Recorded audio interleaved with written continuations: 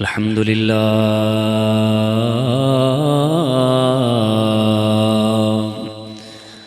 الحمد للہ الذی من علینا بحبیبہ المجتبی والصلاة والسلام علی سید العرب والعجم سید الانبیاء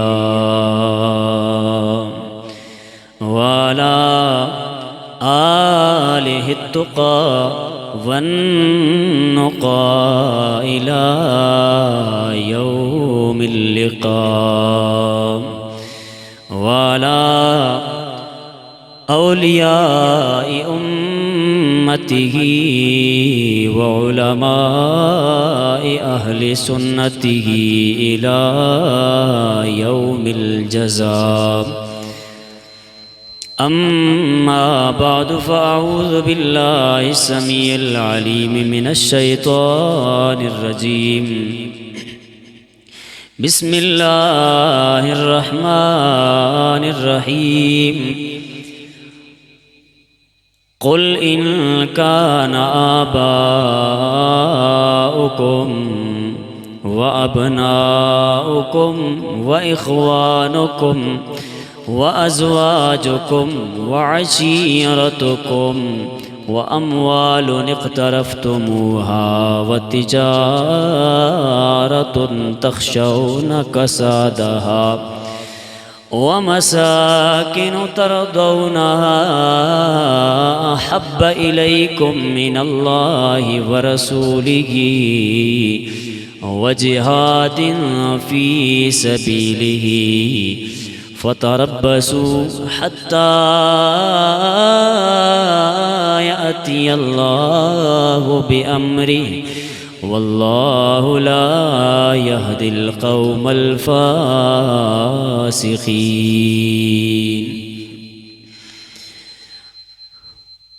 آمنت بالله صدق الله مولانا العظيم وبلغنا رسوله النبي الكريم الأمين عليكم بر الرؤوف الرحيم إن الله وملائكته يصلون على النبي يا أيها الذين آمنوا صلوا عليه وسلموا تسليما ایک مرتبہ جھوم کر حضور علیہ السلام کی بارگاہ میں درود و سلام کا نذرانہ پیش فرمائیں صلی اللہ علیہ یا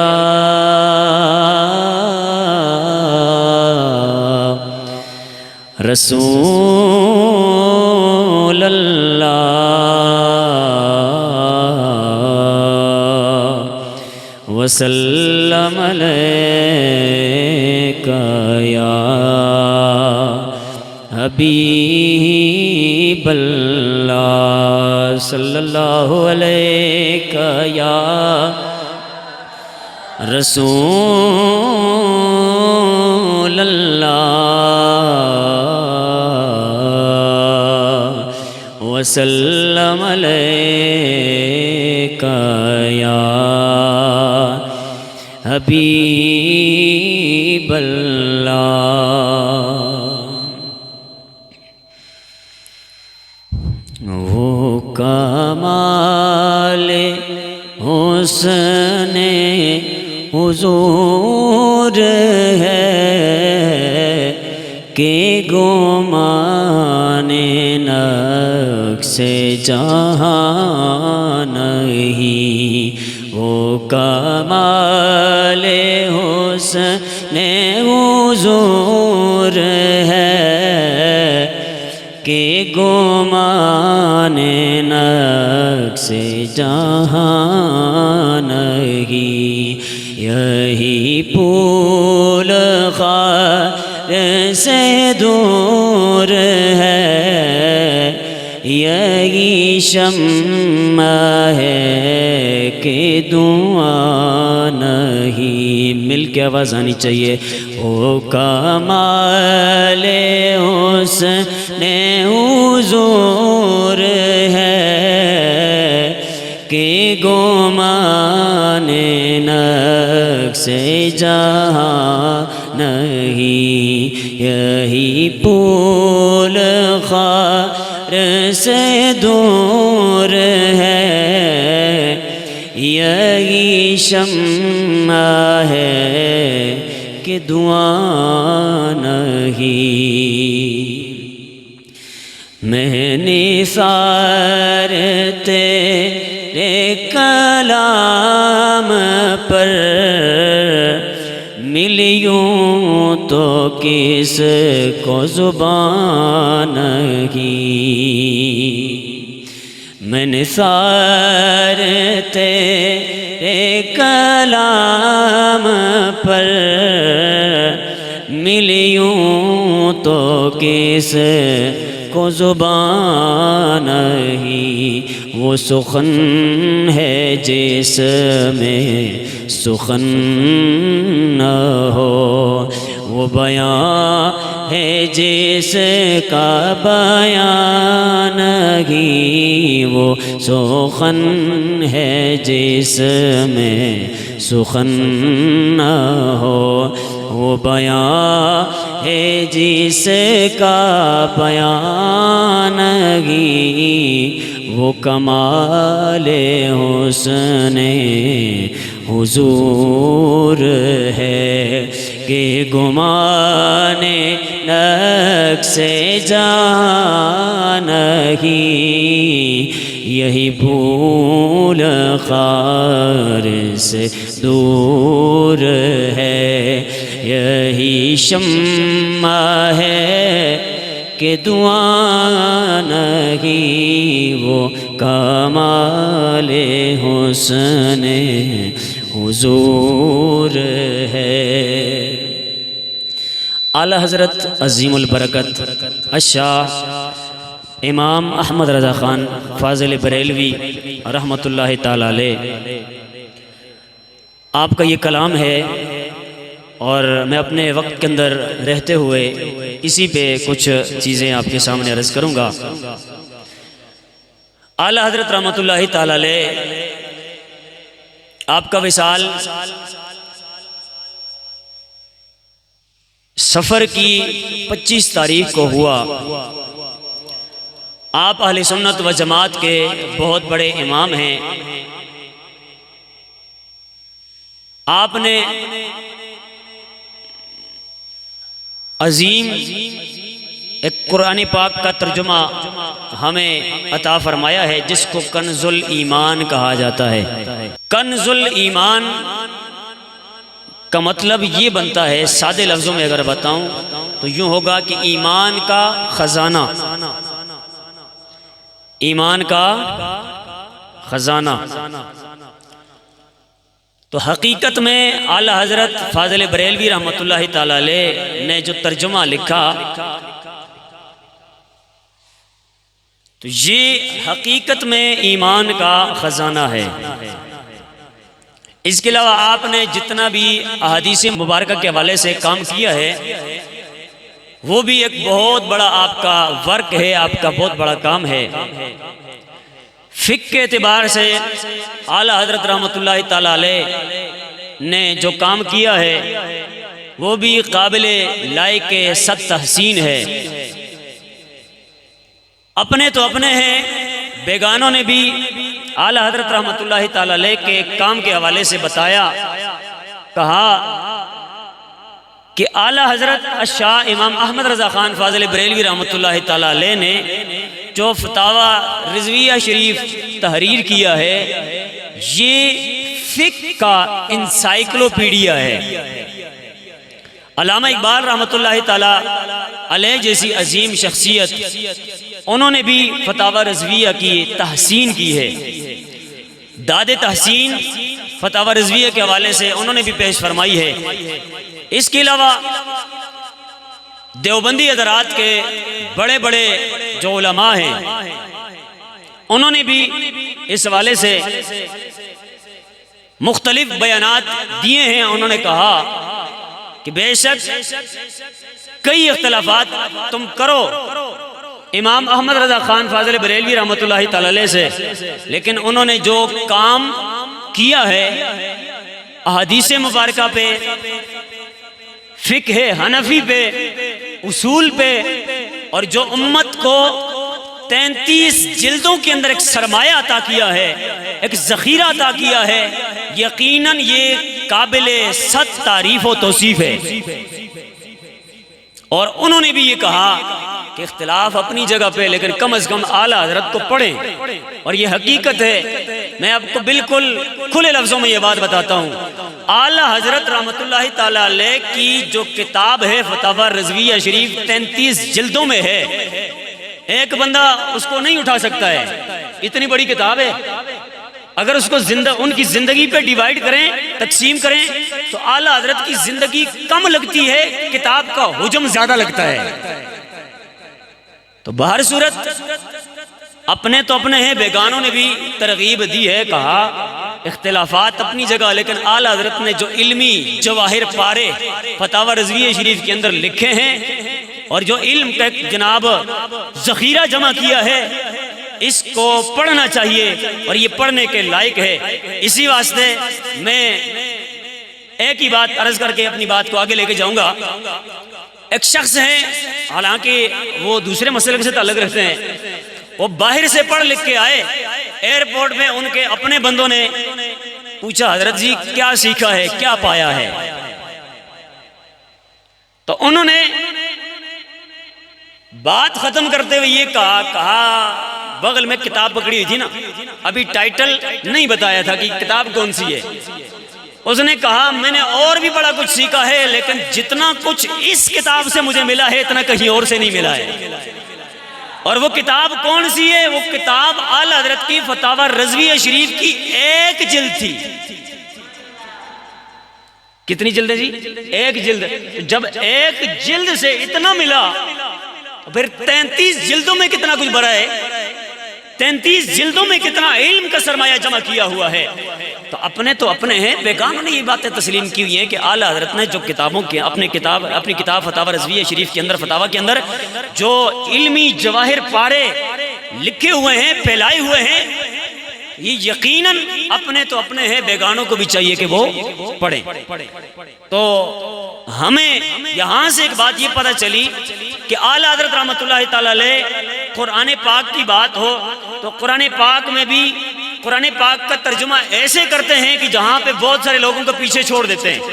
بہت سارے لوگ جب ترجمہ کرتے ہیں، میرا ٹاپک وہ نہیں ہے، کبھی ٹائم ملا تو جب چلیں یہ ٹاپک رکھ کے میں بات کروں گا کہ اعلیٰ حضرت کا ترجمہ جو ہے وہ ہمیں ادب سکھاتا ہے، اور باقی جو ترجمے ہیں، کس کس کے ترجمے میں کیا کیا مسٹیکس ہیں، کیا کیا غلطیاں ہیں، اور کہاں کہاں اللہ کے نبی کو معاذ اللہ جناب گناہگار تک لکھا گیا ہے۔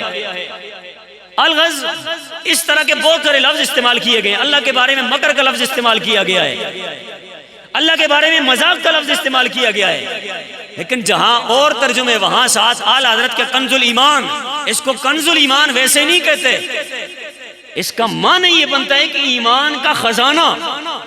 اس ترجمے کو جو بندہ پڑھتا ہے اس کو ایمان کا خزانہ مل جاتا ہے، اس کو ایمان کے خزانے جیسی عظیم دولت مل جاتی ہے۔ اس لیے ہم یہ کہہ رہے ہوتے ہیں کہ ٹھیک ہے باقی بھی ترجمے ہیں، ہر مسلک والے بندے کے اپنے اپنے ترجمے ہیں، لیکن جو لطف، جو مزہ اور جو ایک سرور اعلیٰ حضرت کے کنز الایمان پڑھنے میں آتا ہے، اتنا کسی اور ترجمے پڑھنے میں نہیں آتا، کیونکہ اور ترجمہ پڑھیں گے تو پھر اس میں بہت ساری چیزیں آئے گی۔ مثال کے طور پہ اللہ کے حوالے سے لفظ مکر استعمال کیا ہے، حالانکہ میں اگر کسی بچے کو کہوں یہ مکر کرتا ہے، بچہ کہے کہ میری شان میں انسلٹ کر دی، انہیں توہین کر لی ہے۔ میں نے کہا عجیب بات ہے کہ اتنا بڑا جناب عہدہ ہے ترجمہ کرنے والا، تو ترجمہ کرنے کے حوالے سے بندے بیٹھ جاتے ہیں، اور اپنے مسلک کے بڑے بڑے لوگ ہوتے ہیں جس وقت وہ ترجمہ کرتے ہیں ایسا لفظ کہ جو عام بندہ اپنے لیے مناسب نہیں سمجھتا ہے، وہ لفظ اللہ کے لیے پتہ نہیں کیوں کیسے لکھ لیتے ہیں یہ لوگ۔ تو اعلیٰ حضرت کی شان یہ کہ اعلیٰ حضرت رحمۃ اللہ تعالیٰ علیہ نے نہ کبھی ترجمے کے اندر اللہ کی بے ادبی کی، نہ اللہ کے نبی کی بے ادبی کی، نہ اور کسی کی بے ادبی کی۔ اعلیٰ حضرت نے جب ترجمہ کیا تو آپ کے ترجمے سے محبت ہی محبت ظاہر ہوتی ہے۔ تو بہرحال یہ ٹاپک الگ ہے، میں خیر اس طرف نہیں جانا چاہتا۔ تو اعلیٰ حضرت نے جہاں قرآن پہ کام کیا وہیں پہ احادیث مبارکہ پہ بھی کام کیا ہے، وہیں پہ فقہ پہ بھی کام کیا ہے، وہیں پہ سیرت کے حوالے سے بھی بہت ساری جناب جانکاری انہوں نے ہمیں عطا فرمائی ہے، وہیں پہ ہمیں اسماء الرجال کے حوالے سے بھی ہمیں بتایا ہے۔ تو بہر صورت جب بندہ فتاوی رضویہ شریف کو پڑھ لیتا ہے تو پڑھ لینے کے بعد بندہ یہ جان لیتا ہے کہ اعلیٰ حضرت نے جو ہمارے لیے فتاوی رضویہ شریف لکھ لیا ہے، اگر کائنات کی کوئی کتاب بھی بندہ نہ پڑھے نا قرآن کے بعد، صرف فتاوی رضویہ شریف پڑھ لے تو بس وہ سمجھ جائے کہ جناب صحابہ کرام کے بعد جو کچھ تھا سارا کچھ اعلیٰ حضرت نے ہمیں عطا فرما دیا ہے۔ تو بہرحال وہ تو الگ الگ میدان ہیں، تفسیر کا میدان الگ ہے، حدیث کا میدان الگ ہے، فقہ کا میدان الگ ہے، لیکن اس کے ساتھ ساتھ اعلیٰ حضرت رحمۃ اللہ تعالی علیہ نے حضور علیہ السلام سے محبت کا جو اظہار کیا ہے یہ میدان الگ ہے، یہ میدان الگ ہے۔ تو اعلیٰ حضرت اس میدان میں بھی پیچھے نہیں ہے، بلکہ اس میدان میں بھی اعلیٰ حضرت آگے نظر آتے ہیں۔ اور اعلیٰ حضرت رحمۃ اللہ تعالی علیہ آپ نے اسی میدان میں قدم رکھا ہوا تھا تو آپ نے یہ ارشاد فرمایا، وہ کمال حسن حضور ہے کہ گمان نقص جگانگی، وہ کمال حسن حضور ہے کہ گمان نقص جگانگی، یہی پھول خار سے دور ہے، یہی شمع ہے کہ دعا نہیں، یہی پھول خار سے دور ہے، یہی شمع ہے کہ دعا نہیں۔ اگر اس کی تھوڑی سی میں تشریح کروں تو اس کو سمجھیں ذرا، ایک ایک شعر پہ یقین کریں کہ پورا جمعہ بھی ہو سکتا ہے، لیکن نہیں، میں مختصر آپ کو بتاؤں گا۔ اعلیٰ حضرت نے فرمایا وہ کمال حسن حضور ہے کہ گمان نقص جہاں نہیں، سرکار کا حسن ایسا بے مثل ہے، ایسا بے مثال ہے کہ بندہ نقص کا گمان تک بھی نہیں کر سکتا ہے۔ بات سمجھ آئی نا؟ اللہ اکبر میرے اور آپ کے امام اہل سنت فاضل بریلوی رحمۃ اللہ تعالی علیہ، آپ فرماتے ہو زمانے والوں تم نے بڑے بڑے شعراء کے کلام سنے ہوں گے، بڑے بڑے شعر سنے ہوں گے، بڑے بڑے لوگوں کے اشعار تمہاری سماعتوں سے ٹکرائے ہوں گے، لیکن ذرا سن لیجئے وہ کمال حسن حضور ہے کہ گمان نقص جگانگی، یعنی کائنات کے اندر بڑے بڑے حسین آئے، بڑے بڑے جمیل آئے، بڑے بڑے سونے آئے، لیکن ان سارے بہترین لوگوں میں سے، سارے حسن والے لوگوں میں سے اللہ تبارک و تعالیٰ نے سب سے زیادہ حسین و جمیل سونے محمد عربی کو بنایا ہے۔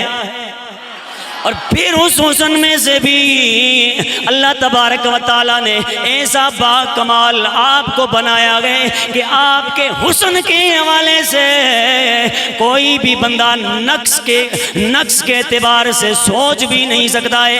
آگے اعلیٰ حضرت فرماتے ہیں یہی پھول خار سے دور ہے، فرمایا اے زمانے والوں تم نے دنیا کے اندر چلتے پھرتے ہوئے بہت سارے پھول دیکھے ہوں گے، کسی نے گلاب کا پھول دیکھا، کسی نے چمیلی کا پھول دیکھا، کسی نے کون سا پھول دیکھا گا، لیکن ہر پھول کے ساتھ کانٹے ہوتے گئے، ہر پھول کے ساتھ تمہیں کانٹے نظر آتے گئے، ہر پھول جہاں خوشبو بکھیرتا ہوا نظر آتا ہے وہاں جب آپ اس پھول کو توڑنے کی کوشش کرتے ہیں کانٹے چبھتے گئے، تمہیں اذیت ہوتی ہے، تمہیں تکلیف ہوتی ہے، لیکن سرکار مدینہ علیہ السلام وہ اللہ پاک کے پھول ہیں جن کو اللہ پاک نے ہر طرح کی موذی چیز سے دور رکھا ہوا ہے۔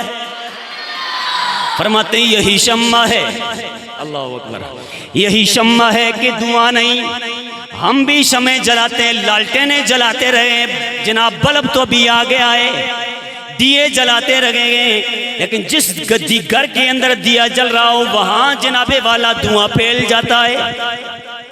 کیوں بزرگو جس وقت دیے جلاندے ہوندے ہو گھر وچ جناب اگر دو ہی چلدے ہوئے کہ چلدا ہوئے تے دروازے بند ہوئے تے اندر دھواں ہو جاندے کہ نہیں ہو جاندا دیے کچھ نہ کچھ تو ہو ہی جاندے نا. تو بہرحال جہاں شمع جل رہی ہوتی ہے وہاں دھواں بھی ہوتا ہے. دھوئیں سے بندے کو تکلیف ہوتی ہے, دھواں اذیت دیتا ہے, دھواں بندے کو تکلیف دیتا ہے. لیکن اعلیٰ حضرت رحمت اللہ تعالیٰ علیہ نے فرمایا سرکار مدینہ علیہ السلام کائنات کے وہ واحد پھول ہیں جن کے ساتھ کانٹے نہیں ہیں, اور اسی طرح سرکار علیہ السلام کائنات کی وہ شمع ہے کہ جس شمع کا دھواں نہیں ہے, جس شمع کا اللہ اکبر یا رسول اللہ صلی اللہ علیہ وسلم یا غوث یا رسول اللہ اللہ اکبر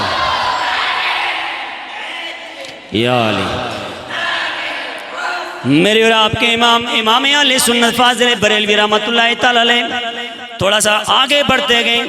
میرے امام اہل سنت رحمت اللہ تعالی علیہ میرے سرکار کی مزید شان بیان کرتے ہیں, کہتے ہیں میں نثار تیرے کلام پر ملی یوں تو کس کو زبان نہیں, میں نثار تیرے کلام پر ملی یوں تو کس کو زبان نہیں, وہ سخن ہے جس میں سخن نہ ہو, وہ بیان ہے جس کا بیان نہیں, وہ سخن ہے جس میں سخن نہ ہو, وہ بیان ہے جس کا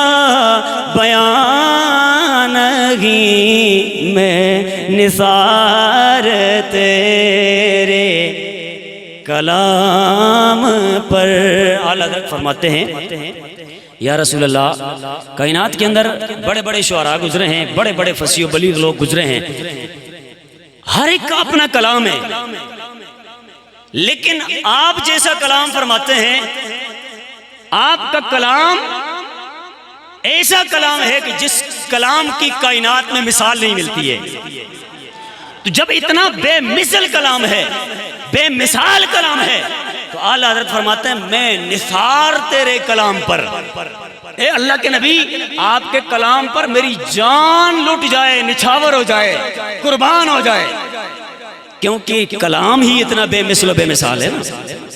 تو اس لیے کہتے ہیں میں نثار تیرے کلام پر ملی یوں تو کس کو زبان نہیں, زبان تو ہر ایک بندے کو ملی ہے, لیکن جیسا کلام سونے مصطفیٰ کریم علیہ السلام کی زبان مبارک سے نکلا ہے, اللہ پاک نے ایسا کلام اور کسی کی زبان سے نہیں نکالا ہے, بلکہ جمیع کائنات میں اللہ کے بعد جیسا کلام سونے مصطفیٰ کریم علیہ السلام نے فرمایا ہے, کائنات میں ایسا کوئی بندہ آ ہی نہیں سکتا ہے, اللہ نے پیدا ہی نہیں کرنا ہے جیسے مصطفیٰ کریم نے کلام فرمایا ہے. تو اعلیٰ حضرت نے اسی لیے فرمایا کہ میں نثار تیرے کلام پر ملی یوں تو کس کو زبان نہیں, وہ سخن ہے جس میں سخن نہ ہو, وہ بیان ہے جس کا بیان نہیں. یعنی سرکار کا بیان ایسا بیان ہے جس کو بندہ بیان نہیں کر سکتا ہے. اور آگے اعلیٰ حضرت فرماتے ہیں بخدا, خدا کا یہی ہے در, نہیں اور کوئی مفر مقر, جو وہاں سے ہو یہیں آ کے ہو, جو یہاں نہیں وہ وہاں نہیں. صبح صبح تو خیر میں تھوڑا لطف کے لیے پڑھتا ہوتا ہوں, لیکن اس کو تھوڑا سا ڈیپلی سمجھ بھی جایا کریں, سمجھ بھی لیا کریں, فائدہ ہوگا. اعلیٰ حضرت فرماتے ہیں بخدا, خدا کا یہی ہے در. اے اعلیٰ حضرت ہمیں سادے بندے ہمیں سمجھ نہیں آتی ہے کیا مطلب اس کا. فرماتے ہیں بخدا, خدا کی قسم, خدا کی قسم اٹھاتے ہیں اعلیٰ حضرت, با قسمیہ ہے, قسم اٹھا کے کہتے ہیں بخدا, خدا کا یہی ہے در. فرمایا اے کائنات میں بسنے والوں تم دائیں بائیں جاتے ہو اللہ تبارک و تعالیٰ کی توحید کے تلاش میں, اللہ تعالیٰ کی رضا کے حوالے سے. فرمایا دائیں بائیں نہیں, در مصطفیٰ پہ آ جاؤ تمہیں خدا مل جائے گا. فرمائے کائنات میں بسنے والوں تمہیں اگر میرا پتہ چاہیے, میری معلومات چاہیے, میری توحید کو اگر ماننا چاہتے ہو, میری توحید کے قائل ہونا چاہتے ہو, پھر دائیں بائیں جانے کی ضرورت نہیں ہے. اے اللہ کدھر جائیں؟ فرمایا میرے سونے نبی کی بارگاہ میں چلے جاؤ. قرآن کہتے ہیں وَلَوْ أَنَّهُمْ إِذْ ظَلَمُوا أَنفُسَهُمْ جَاءُوكَ فَاسْتَغْفَرُوا اللَّهَ وَاسْتَغْفَرَ لَهُمُ الرَّسُولُ لَوَجَدُوا اللَّهَ تَوَّابًا رَحِيمًا. فرمایا اے کائنات میں بسنے والو، میری توحید کا پتہ تمہیں دائیں بائیں کسی جگہ سے نہیں ملے گا. تم میرے سونے نبی کی بارگاہ میں آ جاؤ، تمہیں میری توحید کا صحیح پتہ چل جائے گا. اعلیٰ حضرت نے اسی لیے کہا بخدا، خدا کا یہی ہے در، خدا کی قسم اللہ کا در یہی ہے جہاں مصطفیٰ کا در ہے. دوسرے لفظوں میں یوں مطلب بنے گا جو مصطفیٰ کریم کا دروازہ آ گئے وہ حقیقت میں اللہ کا دروازہ ہے.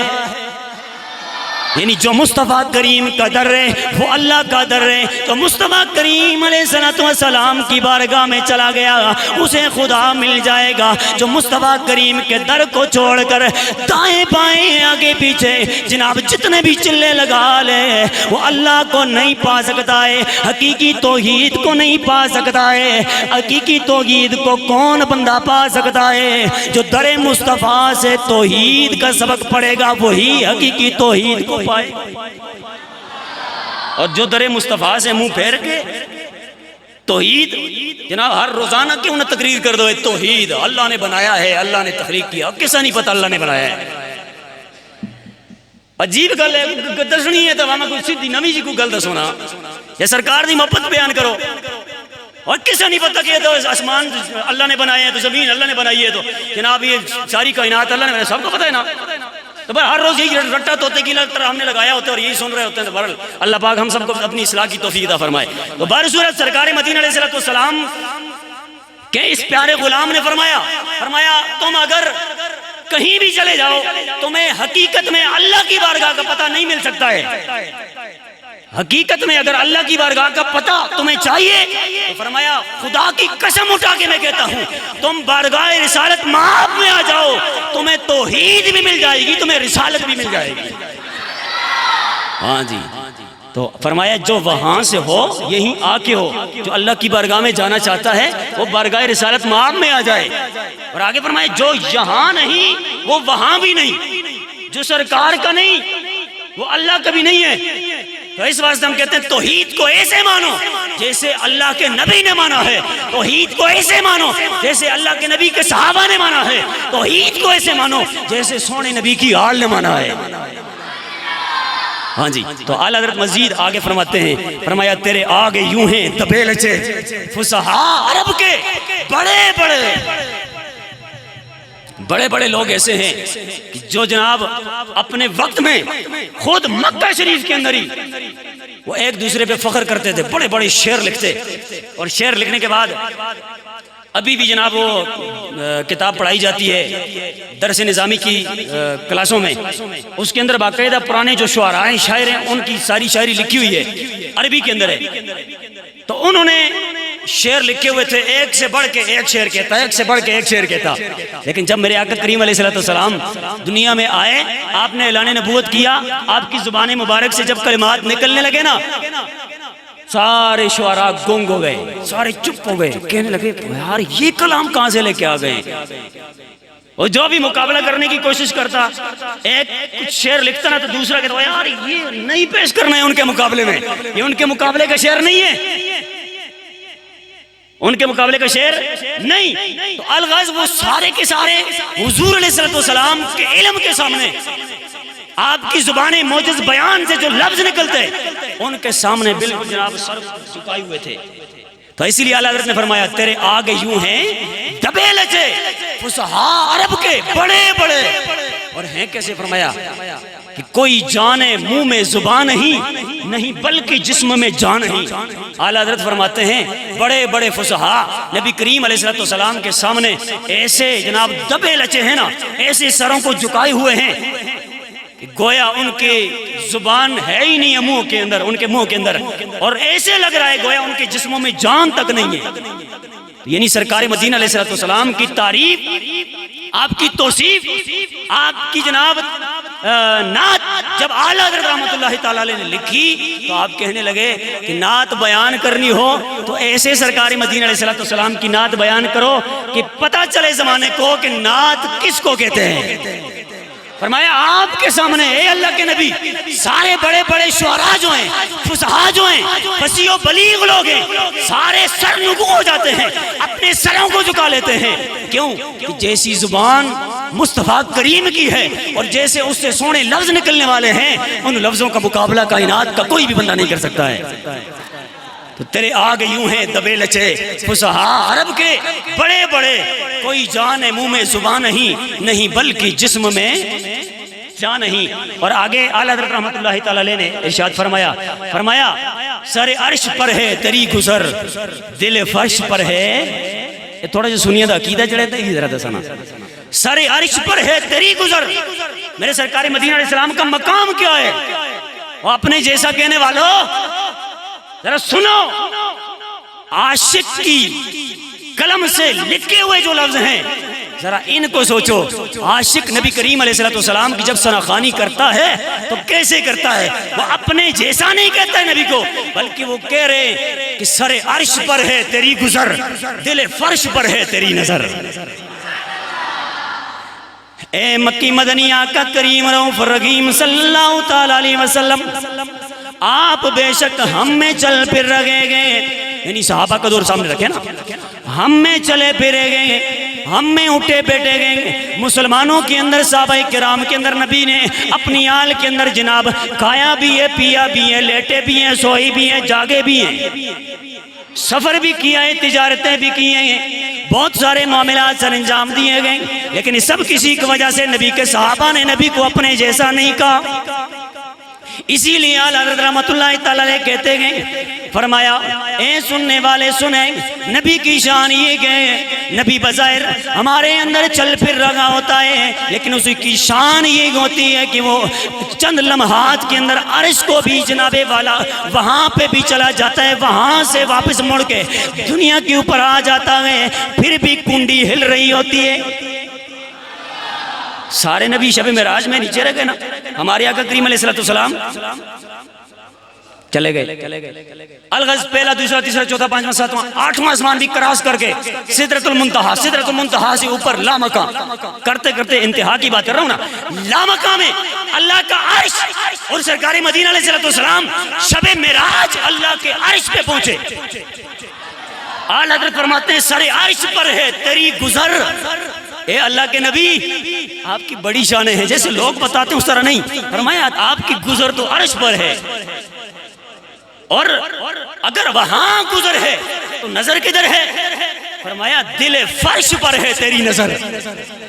اے اللہ کے سونے نبی یہ فرشیوں کے جو دل ہیں نا، ان کے دلوں پہ آپ کی نظر ہے، اور اگر جناب ایک کونینی مراد لے لیں تو یعنی کائنات کا جو دل ہے اس پہ آپ کی نظر ہے، تو کائنات کا دل مکہ مدینہ، چل رہے ہیں ادھر نظر ہے ادھر، یہ اللہ کے نبی کی شان ہوتی ہے۔ تو ہم کہتے ہیں جناب دیوار دے پیچھے دا جناب پرلے پاس باہر آسمان ہی پتا، لیکن اللہ کے نبی کو دیوار کے پیچھے کا بھی پتہ ہوتا ہے، جناب جنت کا بھی پتہ ہوتا ہے، دوزخ کا بھی پتہ ہوتا ہے، وہ جناب لوح محفوظ میں جو لکھا ہوتا ہے اللہ کے نبی کو اس کا بھی پتہ ہوتا ہے۔ یہ گل میں پکی کی تھی کچی نہیں کی تھی، سمجھ آئی نا؟ ایسا تو ہے کہ نہیں، بہت ساری دلیلیں میں پیش کر سکتا الحمدللہ۔ تو اللہ کے نبی تو وہ نبی ہے جو بیٹھے زمین پہ ہوتے ہیں، لیکن اللہ نے جو لوح محفوظ بنایا ہے اس کے اوپر چلنے والی قلم کو بھی حضور علیہ السلام جان رہے ہوتے ہیں، اور یہ بھی سمجھ رہے ہوتے ہیں قلم نے لکھا کیا ہے۔ بات سمجھ آئی نا؟ تو اعلیٰ حضرت فرماتے ہیں سر عرش پر ہے تیری گزر دل فرش پر ہے تیری نظر، ملکوت و ملک میں کوئی شے نہیں وہ جو تجھ پہ آیا نہیں۔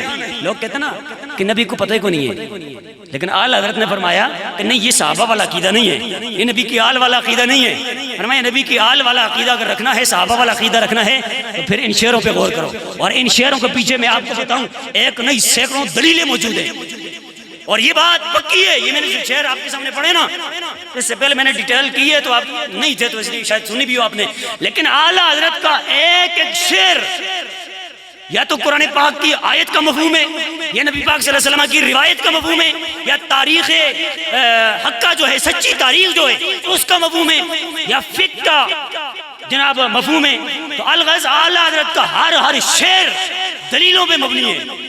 تو اعلیٰ حضرت نے یہ جو فرمایا ہے، سر عرش پر ہے تیری گزر، دل فرش پر ہے تیری نظر، ملکوت و ملک میں کوئی شے نہیں وہ جو تجھ پہ عیاں نہیں۔ اس پہ ایک کی دلیل پیش کر کے بات ختم کر رہا ہوں۔ یار لوگ کہتے ہیں کہ جی نبی ہے معاذ اللہ نہیں پتا، اسی ہیں سنی، اسی پیار والے ہیں، کسی کچھ نہ آتے وہ جانے انہوں نے عقیدہ جانے، لیکن اسی آخنے کہ اللہ کے نبی کو اللہ پاک نے اتنی طاقت عطا فرمائی ہے کہ وہ اس طاقت کی وجہ سے اپنی امت کے احوال سے واقف ہیں، حالات سے واقف ہیں۔ میں نے کہا اگر میرے ان لفظوں سے کسی بھی بندے کو اختلاف ہو تو وہ والا بندہ جس کے حوالے سے کسی بھی مسلک والے کو اختلاف نہیں، ان کو کہتے ہیں شاہ ولی اللہ محدث دہلوی۔ یہ وہ بندے ہیں جن کو ہر مسلک کے بندے تسلیم کرتے ہیں، جناب یہ بہت بڑا عالم ہے، میں نے کہا ہماری بات نہیں مانتے، چلیں جی ان کی بات مان لیتے ہیں۔ یہ کہتے ہیں کہ حضور علیہ السلام جو ہے نا، آپ کو اپنی امت کی وہ والی چیزیں کہ جن کی وجہ سے امت ترقی نہیں کر رہی ہے، سونے نبی کو وہ درمیان میں ترقی سے آڑ جو بن رہی ہیں چیزیں، اللہ کے نبی کو ان کے بارے میں بھی پتہ ہے۔ حضور کی جو امت ہے وہ مکے میں بھی ہے، حضور کی امت مدینے میں بھی ہے، حضور کی امت ادھر تنکی میں بھی ہے، حضور کی امت وہ کشمیر میں بھی ہے، حضور کی امت چائنا میں بھی ہے، حضور کی امت انڈیا میں بھی ہے۔ الغرض اس پورے روئے زمین کے اوپر، اس پورے ورلڈ کے اوپر حضور کی امت بس رہی ہے۔ شاہ ولی اللہ محدث دہلوی رحمۃ اللہ تعالی فرماتے ہیں کہ حضور کی امت کے کسی بھی فرد کی ترقی جب نہیں ہو رہی تھی ہوتی نا، سامنے جو چیز رکاوٹ بن رہی ہوتی ہے، اللہ کے نبی کو اس رکاوٹ کے بارے میں بھی پتہ ہوتا ہے۔ میں آئے جناب میری گل نہیں مندے ہوتے، اتنے بڑے امام دی گل تے من کرنا، تو بہرحال ان کے پاس دلیل کیا؟ میرے آقا کریم علیہ السلام کے حوالے سے جو یہ ہمارا عقیدہ ہے، اس پہ قرآن پاک کی دلیل۔ اللہ تبارک و تعالیٰ نے ارشاد فرمایا کہ میرے سونے نبی تمہاری جانوں سے زیادہ قریب ہیں، تمہاری جانوں سے بھی، آخری پوائنٹ ہے گل ختم، تمہاری جانوں سے بھی زیادہ قریب ہے۔ جان کتنے جی؟ یہ حاضر ہے نا یا غیر حاضر ہے؟ آپ میں سے ہر بندے کی جان حاضر ہے کہ غیر حاضر؟ حاضر ہے کہ غیر حاضر؟ وہ بندہ دسو کائنات وچ کہ جڑا بندہ تے موجود ہوئے لیکن اس کی جان غیر حاضر ہوئے نہیں نا؟ اچھا اے جان حاضر بھی ہے تو اے جان ناظر بھی ہے، ماں دیکھ رہے ہو کہ نہیں؟ میں بھی ناظر ہوں، میں بھی تسوں دیکھ رہے ہیں۔ ناظر کا مطلب ہوتا ہے دیکھنا، حاضر کا مطلب موجود ہونا۔ تو اللہ نے فرمایا میرے سونے نبی تمہاری جانوں سے بھی زیادہ تمہارے قریب ہیں۔ جان قریب ہے لیکن اتنی قریب نہیں کہ جتنے اللہ دے نبی اصل دے قریب ہیں۔ اور یہ میں قرآن بتا رہا ہوں، یہ بڑی جملہ اس کو ذہن میں رکھیں، اتنی جان ہمارے قریب نہیں ہے جتنے اللہ کے نبی ہمارے قریب ہیں۔ کون کہہ رہا ہے؟ کیا مفتی کوئی کہہ رہا ہے؟ کیا پیر صاحب کہہ رہے ہیں؟ کیا کوئی خطیب کہہ رہا ہے؟ نہیں، اللہ کا قرآن کہتا ہے کہ اللہ کے نبی مومن کی جان سے بھی زیادہ قریب ہے۔ وہ گل سمجھ آئی نہیں آئی؟ اچھا جی جدوں زیادہ قریب ہیں تو پھر وہ دیکھنے کہ نہیں دیکھنے؟ وہ دسو نا، جان جو ہماری ہے اس سے بھی ہمارے نبی ہمارے قریب ہیں تو پھر ہمیں نہیں دیکھ رہے؟ یہ عجیب سی بات نہیں ہے؟ ہاں ایک بات ذہن میں رکھیں، ہمارے آقا کریم علیہ السلام جسمانی لحاظ سے گنبد خضرا میں موجود ہیں، جس پہ کرم فرمانا چاہیں، جس پہ نظر فرمانا چاہیں، عنایت فرمانا چاہیں، وہ وہاں سے جناب آ بھی سکتے ہیں، دیدار کروا بھی سکتے ہیں۔ اس پہ سینکڑوں دلیلیں ہیں، بہرحال بات چھوڑیں، آ بھی سکتے ہیں، دیدار کروا بھی سکتے ہیں، وہ جناب کملی عطا بھی فرما سکتے ہیں، یہ ساری باتیں ہو سکتی ہیں۔ لیکن ہم جو کہتے ہیں اللہ کے نبی حاضر ناظر ہیں، وہ حاضر ناظر کا مطلب یہ نہیں کہ جسمانی طور پہ حاضر ناظر ہیں، ہم یہ کہتے ہیں کہ جسمانی طور پہ بھی جہاں چاہیں آ جا سکتے ہیں، لیکن ہمارے نبی جو حاضر ناظر ہیں، ہم یہ کہتے ہیں کہ اللہ کے نبی اپنی نبوت کے اعتبار سے، اپنی رحمت کے اعتبار سے ہر امتی کی جان سے بھی زیادہ قریب ہے، اپنی امت کی جان سے بھی زیادہ قریب ہے۔ اچھا جی اللہ دے نبی جناب مدینہ شریف تے انہاں دی نبوت اتھے، رحمت اتھے بھی بن رہی ہے کہ نہیں، تقسیم ہو رہی ہے کہ نہیں؟ تو اللہ کے نبی کو پتہ ہے، اللہ کے نبی جانتے ہیں کہ میرا کون سا امتی کہاں کس وقت مجھ پہ درود پڑھ رہا ہے، میرا کون سا امتی کہاں کس وقت نماز پڑھ رہا ہے۔ فرمایا قرۃ عینی فی الصلاۃ، نماز میری آنکھوں کی ٹھنڈک ہے۔ تو اللہ کے نبی کو پتا ہوگا تو تب اس نماز سے نبی کی آنکھوں کو ٹھنڈک ہوگی۔ اس دنیا کے اس کونے پہ بھی اگر جائیں نا، وہاں بالکل نکر پہ کھڑا ہو کے اگر کوئی بندہ نماز پڑھے، اللہ کے نبی کو اگر پتہ ہی نہیں ہے کہ نماز پڑھی جا رہی ہے تو بتائیں، نہیں پتہ ہے تو پھر اللہ کے نبی کی آنکھوں کو ٹھنڈک کیسے ملتی ہے؟ ماننا پڑے گا کہ اللہ کے نبی کو اللہ نے علم دیا ہے، اس علم کی وجہ سے اللہ کے نبی گنبد خضرا میں موجود ہوتے ہوئے اپنی نبوت کے اعتبار سے، اپنی رحمت کے اعتبار سے کونے کے اوپر اگر کوئی نمازی نماز پڑھے، اس کی نماز سے بھی اللہ کے سونے نبی واقف ہیں تو تبھی اس کی نماز سے اللہ کے نبی کی آنکھوں کو ٹھنڈک پہنچتی ہے۔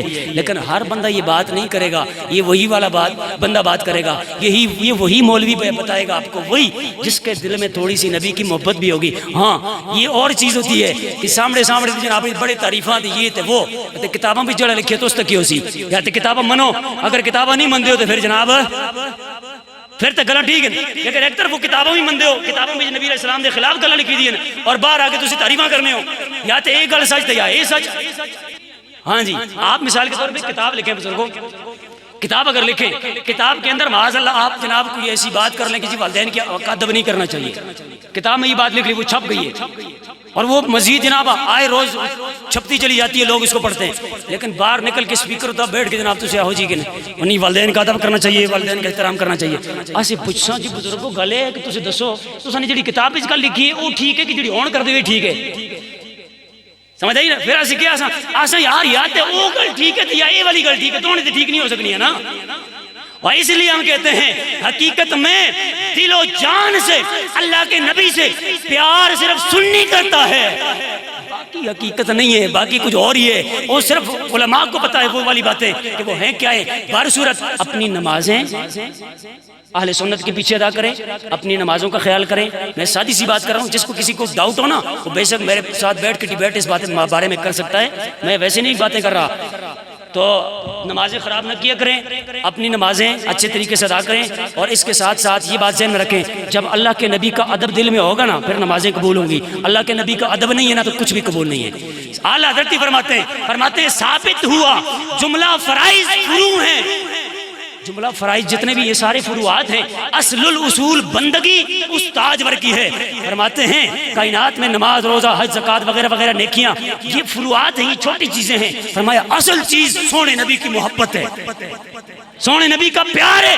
اگر نبی کا پیار دل میں ہے پھر نماز پڑھو، نماز بھی قبول ہے، روزہ رکھو، روزہ بھی قبول ہے، حج کرو، حج بھی قبول ہے۔ لیکن ایک طرف کتابوں میں نبی کی بےادبیاں کرو، دوسری طرف جناب نماز روزہ کرو تو پھر بھی کچھ بھی قبول نہیں۔ اللہ پاک ہم سب کو سمجھنے کی توفیق عطا فرمائے۔